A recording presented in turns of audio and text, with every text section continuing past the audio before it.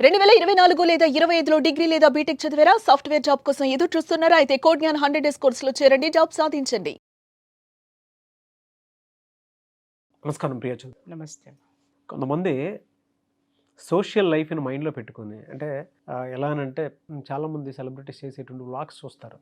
లేదు చాలామంది సెలబ్రిటీస్ చేసేటువంటి వాళ్ళు ఏది కొంటే వీళ్ళు కూడా అదే కొనాలనేటువంటి ఉద్దేశంతో కామన్ మ్యాన్ ఎచ్చులకు పోయి అప్పులు చేస్తూ ఉంటారు. ఎంత ఇదనంటే టెంప్టింగ్ వాళ్ళకుంది, మనం కూడా చేసేసుకోవాలి అనే మోడ్లో ఉన్నారు. ఒకప్పుడు సింపుల్గా చెప్పాలి అని అంటే ఫోటోషూట్ ఉండేది చూశారు కదండి, పద్ధతిగా ఉండేది, ఫ్యామిలీతో ఉండేది. ఇప్పుడు ఫోటోషూట్లు చూశారు కదా ఎలా మురుగుంట్లో ఉంటుంది. అంటే ఎచ్చులు మామూలుగా కాదు, ఎచ్చులు అంటారు, పైత్యం అంటారు దాన్ని. దానివల్ల ఆ ఫాల్స్ ప్రెస్టేజెస్ వల్ల చాలామంది అప్పులు చేసుకుని జీవితాన్ని నాశనం చేసుకుంటున్నారు. వీళ్ళు కనిపించేదంతా ఫోటోషూట్లోనే ఉంటుంది, కానీ దాని వెనక ఎన్ని అప్పులు ఉన్నాయో అడిగిన వాళ్ళకే తెలుస్తుంది. వాళ్ళ వైఫ్ అండ్ హస్బెండ్లో ఎక్కువగా ఇటువంటి వాటి మీద ఇష్యూస్ ఫేస్ చేసేటువంటి వాళ్ళు ఉన్నారు. కామన్ మ్యాన్ సెల్ఫ్ ఇండివిజువల్ లైఫ్ని చూసుకున్న అప్పుల వల్ల చనిపోయేటువంటి వాళ్ళే ఉన్నారు. కొన్ని మనీ యాప్స్ ఉన్నాయి, లోన్ ఇస్తున్నాయి కదా అని చెప్పేసి తీసేసుకొని నాశనం చేసుకుంటున్నారు. అటువంటి సూసైడ్సే చాలా చూసాము. ఇక్కడ మనుషులకి రూపాయి విలువ తెలియదు నాగరాజు గారు, రూపాలను మాత్రమే చూస్తున్నారు. ఇక్కడ ఏ రూపము ఖరీదైన కారు, ఏ రూపము ఖరీదైన బంగళా, ఏ రూపము ఖరీదైనటువంటి డ్రెస్సులు చక్కగా మనం అలా పోతా ఉంటే షోరూముల్లో కనిపిస్తున్నాయి, బయట కనిపిస్తున్నాయి, తిరిగే వాళ్ళు కనిపిస్తున్నారు, మన పక్కన నుంచి వాళ్ళు కనిపిస్తారు, అందరూ కనిపిస్తారు. ఓకే, ఎప్పుడైతే మనం కూడా అలా బ్రతకాలి అనుకోవడంలో తప్పులేదు నాగరాజు, ఆ డ్రెస్ వేసుకోవాలనుకోవడంలో తప్పులేదు నాగరాజు, లేకపోతే ఆ కారు కొనాలి అనటంలో తప్పులేదు రాజు. కొనే స్థితికి నువ్వు ఎదిగి ఆ డ్రెస్సు వేసుకునే సందర్భము స్థితికి నువ్వు ఎదిగి నువ్వు వేసుకో. చాలామందిని వింటూ ఉంటాను కదా, మా బంధువుల్లో కానీ బయట పిల్లలు కానీ ఒక్కొక్క డ్రెస్ వేసుకొని వచ్చి అబ్బా ఇది ఎంతో తెలుసా, 20,000 30,000 అని మాట్లాడతారు. నాకు అర్థం కాదు. అమ్మాయి చేసేటటువంటి ఉద్యోగము 15,000 జీతం. ఓకే, వాళ్ళ ఇంట్లో పరిస్థితులు అంతంత మాత్రమే ఉంటాయి. వీళ్ళకి 25,000 రూపాయల డ్రెస్ ఎక్కడి నుంచి వస్తుంది? ఎక్కడి నుంచి వస్తుంది? అప్పు ఎక్కడి నుంచి తీసుకొస్తున్నారు? అసలు ఒక ఆడపిల్లకి 25,000 రూపాయలు అప్పు ఎవరిస్తున్నారు నాకు అసలు? నువ్వు అన్నట్లు ఈ యాప్లు, లేదా నువ్వు అన్నట్లు ఇంకేదైనా. ఇక మనం వాటి గురించి మాట్లాడుకోవటం అనేది కరెక్ట్ కాదు. ఇంకా కొంతమంది ఉంటారు, వాడి ఇల్లు ఎక్కడ ఉంటుంది అని అంటే ఒక చిన్న స్ట్రీట్లో ఉంటుంది, ఒక రెంట్ ఇంట్లో ఉంటాడు, లేదా ఒక 80 గజాల్లోనో 100 గజాల్లోనో, 100 గజాలు కూడా ఉండి 60 గజాల్లో ఉన్నటువంటి ఇల్లు. ఇవాళ చూడండి మీరు హైదరాబాద్లో ఎన్ని చూస్తారంటే ఆ 16 ఫీట్ రోడ్లో కార్లు వరుసనే పార్క్ చేసి ఉంటాయి నాగరాజు. ఒక్క కారైనా డబ్బుతో కొన్న కారు ఉందా? అప్పులేగా, ఈఎంఐలు అంటే అప్పులేగా. నీకు కారు నువ్వు కారు కొన్నావు బేష్, అందరిలో నువ్వు కారులో తిరుగుతున్నావు, ఇంకా బేష్, కారు ఉందని ఎక్కి కూర్చున్నావు, అది బేష్, బాగానే ఉంది. కానీ ఆ కారు పెట్టుకునేటటువంటి ప్లేస్ ఉందా నీకు?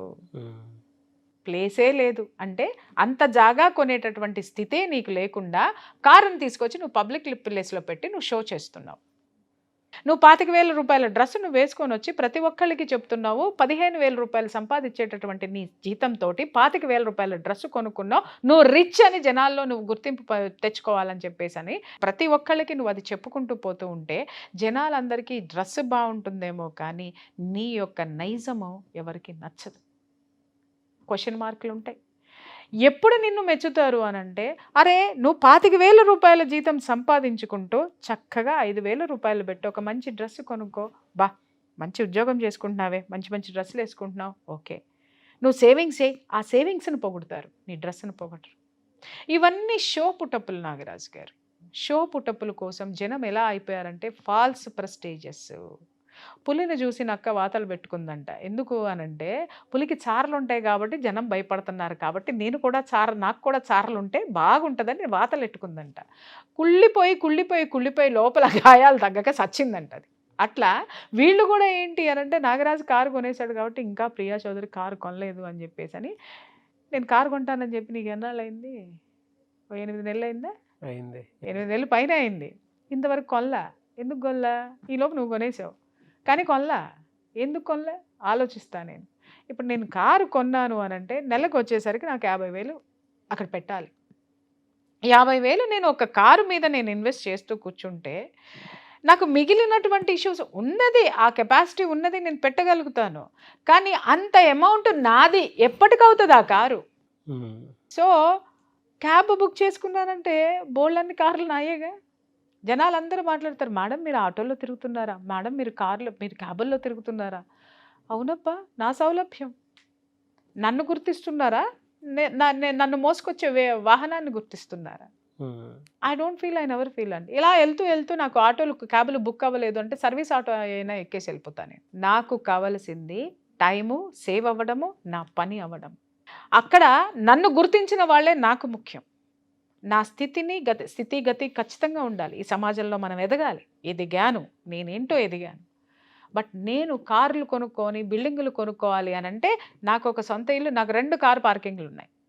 1 కాదు 2 ఉన్నాయి కార్ పార్కింగ్. బట్ కార్ కూడా లేదు దాంట్లో. నాకు సొంత ఇల్లే ఉంది, మరి లేదే. అది లేకుండా, ఏమీ లేకుండా పొట్ట చేత పట్టుకునేది పక్కనోడి బెంజ్ కార్ వేసుకొని 60 ఏళ్ళ ప్రియుడిని వేసుకుని తిరిగేదాన్ని చూపిస్తాను నేను నీకు. సాఫ్ట్వేర్ కంపెనీలో 50,000కు ఉద్యోగం చేస్తూ పక్కనోడు బెంజ్ కార్ వేసుకొని సాఫ్ట్వేర్ ఉద్యోగానికి వెళ్ళేదాన్ని నేను చూపిస్తా. ఎక్కడ జరుగుతున్నాయి ఇవన్నీ? ఏం జరుగుతున్నాయి ఇవన్నీ? ఆశ. మనిషికి ఒక ఆశ. ఆ ఆశ ఉండాలి నాగరాజు. ఎదగాలనేటటువంటి ఆశ ఉండాలి తప్ప ఎదుటివాడిని కొట్టి నేను బ్రతకాలి, తొక్కేసి బ్రతకాలి అనేటటువంటి ఆశ ఉంది అనుకో, అది నీ పతనానికే దారితీస్తుంది. ఎక్కువ డబ్బు కావాలి. ఎందుకు ఎక్కువ డబ్బు కావాలి? తొందరగా ఎదగాలి. తొందరగా ఎప్పుడు ఎదుగుతామో? రిస్క్ చేస్తే. ఇదే మాట మాట్లాడతారు యూత్ చాలామంది, రిస్క్ చేస్తే ఎదుగుతాం. నీ స్థాయికి మించిన రిస్క్ చేస్తే ఏమవుతుంది? ఇందాక చెప్పాను కదా, పులిని చూసి నక్క వాతలు పెట్టుకుంటే ఏం జరిగింది? బాగా నల్లగా రావాలని కర్ర కాల్చి పెట్టుకుందంట. అది కాస్త ఏమైంది? లోపలికంతా తినేసి కుళ్ళిపోయి మొత్తం అదే కుళ్ళిపోయి నాశనం అయిపోయి చచ్చిపోయింది. దానికి మెడిసిన్ కూడా పనిచేయాల, అంత ఘాటుగా పెట్టుకుని. ఇక్కడ ఏమవుతుందంటే 10,000తోటి స్టార్ట్ చేసినటువంటి ఈ జీవితం అప్పులు, అది అలవాటు అయిపోతే కనుక ఆ అప్పుల్ని, నీకు ఒక విషయం తెలుసో లేదో కానీ అప్పులు చేసేటటువంటి వాళ్ళు మాటలు ఉంటాయి నాగరాజు, దాని దుంపదగ కోటలు దాటిపోతాయి అన్నమాట. అంత అద్భుతంగా మాటలు చెప్తూ ఉంటారు. అలా మొదలుపెట్టినటువంటి జీవితాలు ఫాల్స్ ప్రెస్టేజెస్లోకి వెళ్ళిపోయి దాంట్లో నుంచి బయటికి రాక వీళ్ళకి చాలామంది బలైపోయారు. వీళ్ళు బలవడం ఒక సెక్టర్, ఇందాక మనం మాట్లాడుకున్నటువంటి వాళ్ళ సెక్టర్ ఒకటైతే, వీళ్ళకి బలైన వాళ్ళు ఎంతమంది ఉన్నారో చెప్పమంటావు? అందుట్లో ఆ కావుకి నేను కూడా చెందుతా. అప్పులు ఇప్పించి ఇరుక్కుని వాళ్ళతో తిట్లు తిని ఇంకొకటి చేసి లేదా నేనిచ్చి నాశనం అయ్యి ఇవన్నీ కూడా నేను తిరిగి వెళ్ళి అడిగామనుకోండి. అంటే ఒకటి నాగరాజు, ఎక్కడ ఎవడికి ఏ టైంలో చెక్ పెట్టాలనేది ఇప్పుడు నేను బాగా నేర్చుకున్నాను కాబట్టి ఆ స్థితిలో నేను కొంచెం సేవ్ అయ్యి వచ్చాను. సేవ్ అవ్వనాల సిచ్యుయేషన్ ఒక చిన్న ఎగ్జాంపుల్ చెప్తా. ఒక ఆడదుందబ్బా, పాపం నోరులేని మగాడిని ఇచ్చి పెళ్లి చేశారు.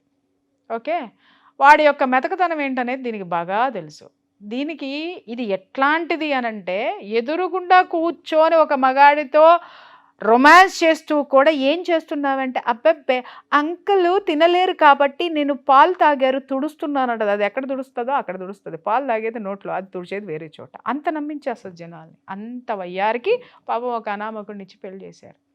చేయడం మొదలుపెట్టిన తర్వాత దీనికి విపరీతమైన ఆశ. కారుల్లో తిరగాలి, లగ్జరీ బతకాలి, ఇంకొకటి బతకాలి. పాపం వాడు సాఫ్ట్వేర్ ఇంజనీర్, బాగానే సంపాదిస్తున్నాడు. ఓకే, అప్పుడు వాడిని గీకింది ఇట్లాగా. ఇది ఎక్కడి నుంచి నేర్చుకొచ్చిందో తెలియదు. ఏంటి అనంటే, షేర్లు పెడదాము, మనము ట్రేడింగ్ చేద్దాము, బోళ్ళని డబ్బులు కుప్పలు వచ్చేస్తాయి అని చెప్పేసి అని మొదట్లో పెట్టింది. ఎప్పుడైనా గుర్తుపెట్టుకోండి, మీరు బెట్టింగ్స్ కానీ షేర్లకు కానీ మీరు మొదట్లో స్టార్ట్ చేసినప్పుడు చిన్న అమౌంట్ పెట్టినప్పుడు చిన్న అమౌంట్ ఇమ్మీడియట్గా వచ్చేస్తుంది.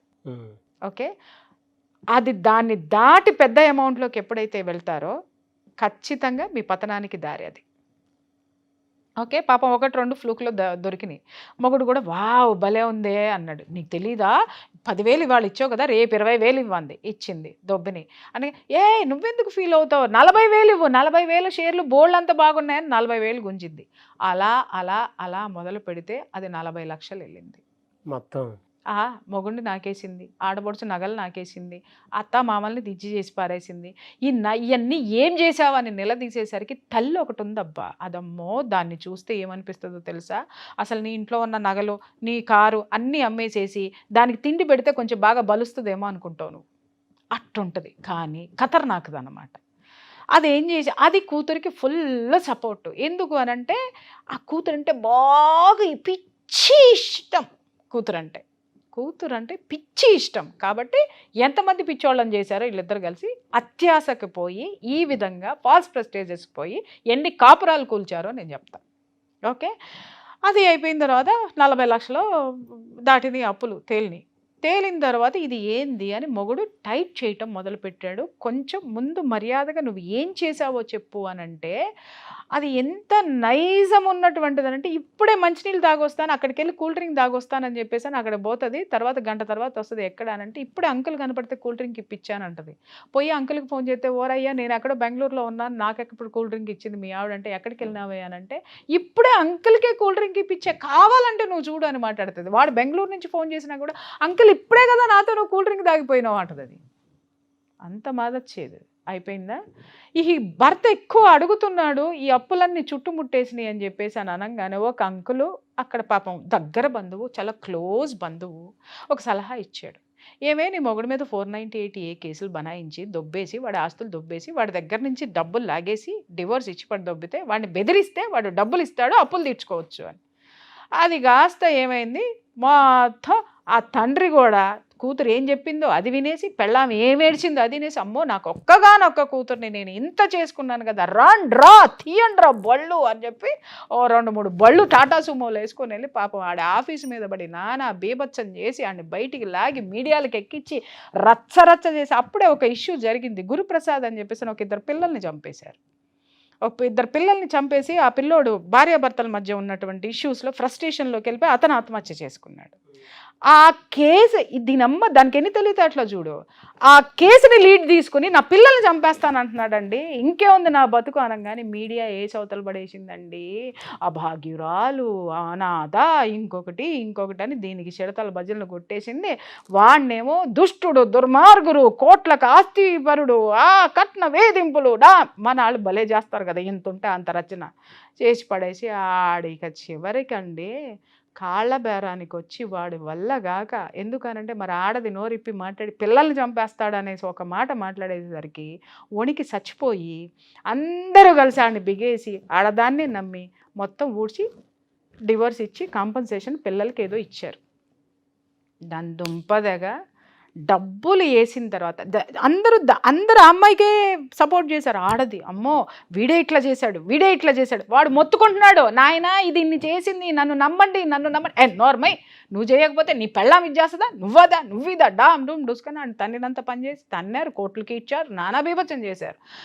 కట్ చేస్తే ఆ ఫిక్స్డ్ డిపాజిట్ వేసిన తర్వాత 3 రోజులకు డబ్బులు లేవు.